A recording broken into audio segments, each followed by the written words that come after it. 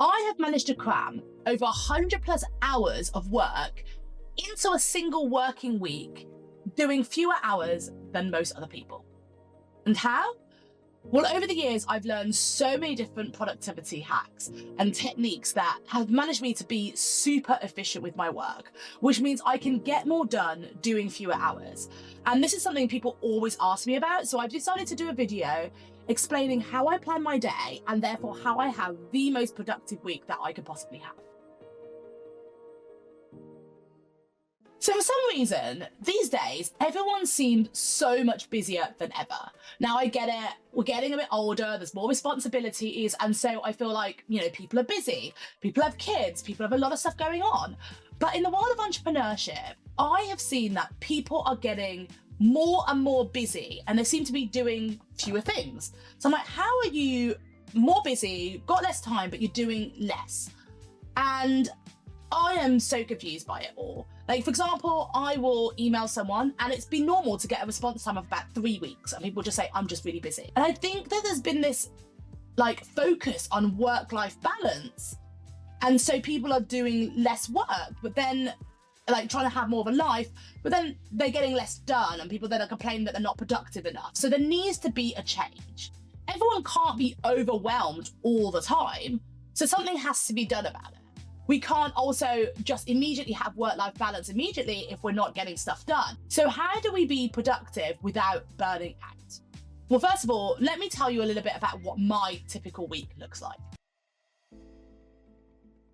So typically I run about 2 events every single week. So one of those may be online, but there's always an in-person event every single week, which obviously takes up a lot of time and energy. Then I usually meet 10 plus people a week for coffees or a drink after work.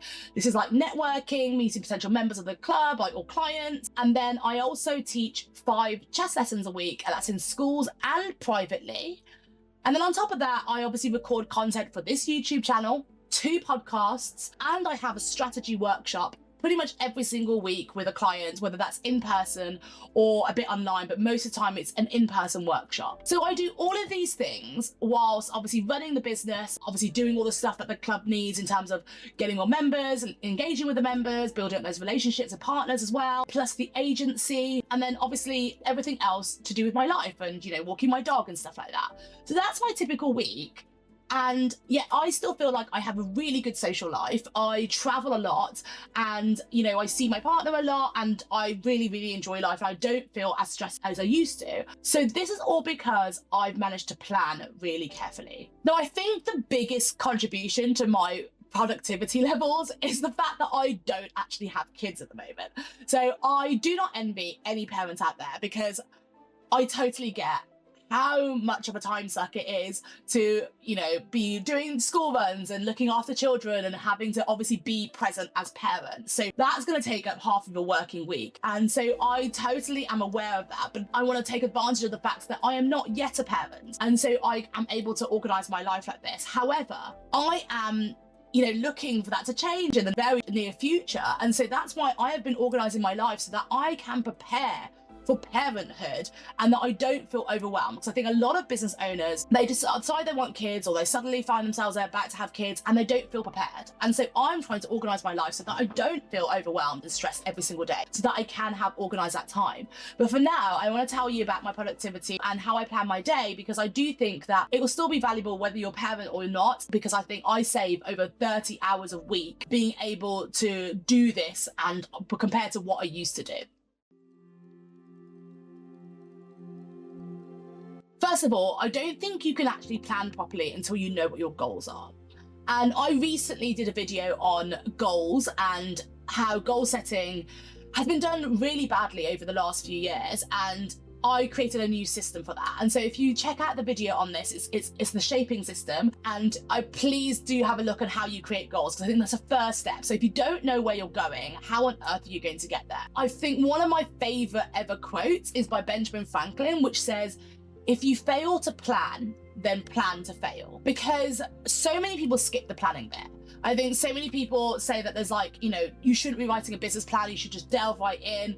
There's a lot of this now and everyone's so eager to get stuck into things because it's fun, but also we're in this era of instant gratification. So planning just seems pointless, you know? Like, what's the point of writing all this stuff out, taking all this time? It's a waste of time. We could be actually doing stuff. I think that's completely wrong. I think that's where we're going wrong. It's like false economy of time. You think you're saving time, but actually, if you don't do the planning bit, you're actually wasting a lot of time later on, and I think it increases procrastination. This is exactly the same in chess as well. In chess, when I teach chess, I notice that one of the biggest failures of most people is that they don't plan properly. They're sort of making it up as they go along, or they've got a loose plan, but they haven't actually looked at their opponent's plan, and then that's when things go wrong. Now, I actually did a video a couple of days ago on how chess can be used for entrepreneurship too, and I'd love for you to go check that out because I talk about that in there a lot, so you can relate it to this video. But I want to talk now specifically exactly what I do to plan.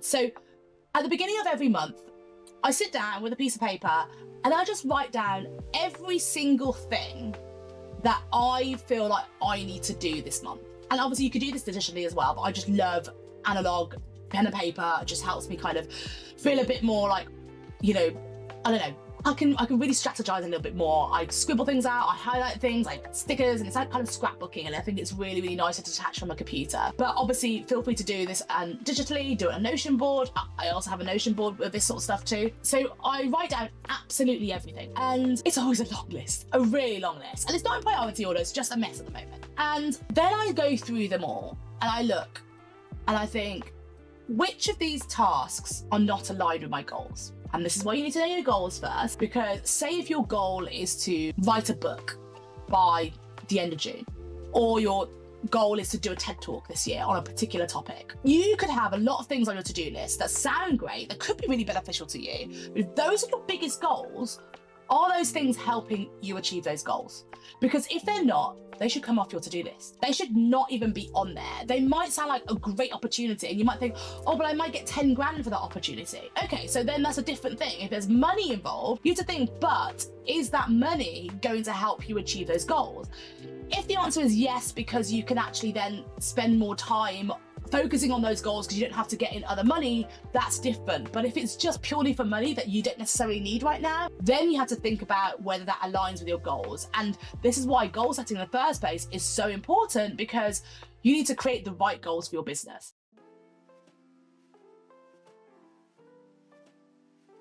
So that's the first thing I do. Then I go through it and think, which of these tasks can I delegate? And as someone who finds it really difficult to delegate, because I find it so difficult to trust someone else to do the job properly, because you want things done properly, and there's a whole thing about if you want to do it right, do it yourself. In entrepreneurship, it doesn't work. You absolutely need to learn how to delegate. And I think one of the things I'm trying to do this year is find great people to work with who do quality work that you can trust to delegate your tasks. So go through them all really carefully and think, which of these tasks can I really, really delegate out? And I don't have to spend any time doing it. And then that will cut off half your list. Then I look at the rest of the list and I put them in priority order. And I have a method called PLAN. That wasn't a coincidence, but it's 4 stages, P-L-A-N. The first one is priority. So which of these tasks are your absolute priority? Which ones must you do first in order to help you achieve your goals? Put those in priority order. Then L stands for later. So you're going to do those tasks later after you've done your priority ones. A stands for after that, and N stands for nice to get to. Now, what you'll notice over time is that the N's generally don't get done. And then you start to notice the ones that you put on that tasks list and you think, are they even necessary? Or again, are they not associated with my goals? And you start to learn that actually you have so many more things on your to-do list that are just not needed to be there. So once you've got your PLAN sections, I then want you to go through them all again and prioritize within those sections. I would try not to have more than 10 things in those sections, and then I want you to label them 1 to 10 and in which order you need to do them. And then once I've got my order of 1 to 10, I obviously start at 1 and I do not even entertain the idea of going to 2 until I've completed 1. And the way I then do that is I do something called time boxing. Now, this is not a new method, and it's something that's been known by lots of people, and lots of people recommend it, but I highly recommend it. It's been so important for me. Time boxing is essentially where you block out sections of your day to commit to certain tasks.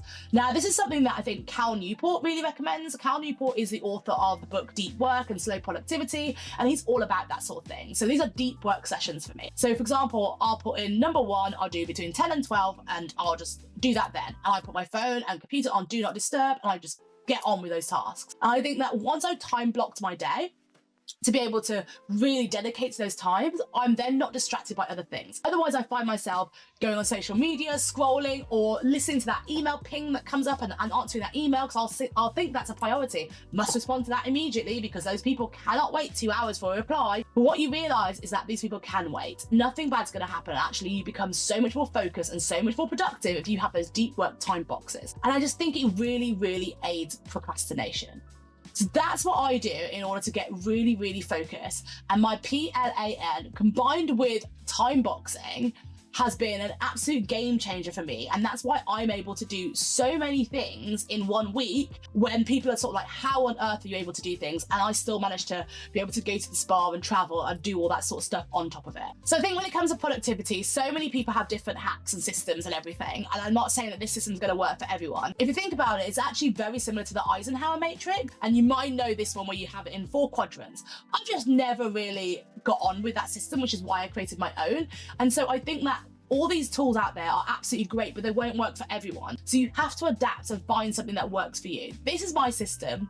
I hope that you find it useful too. And if you don't, or you have any questions, please feel free to hit me up. I've left my social media details in the notes below, and I hope to see you in the next video.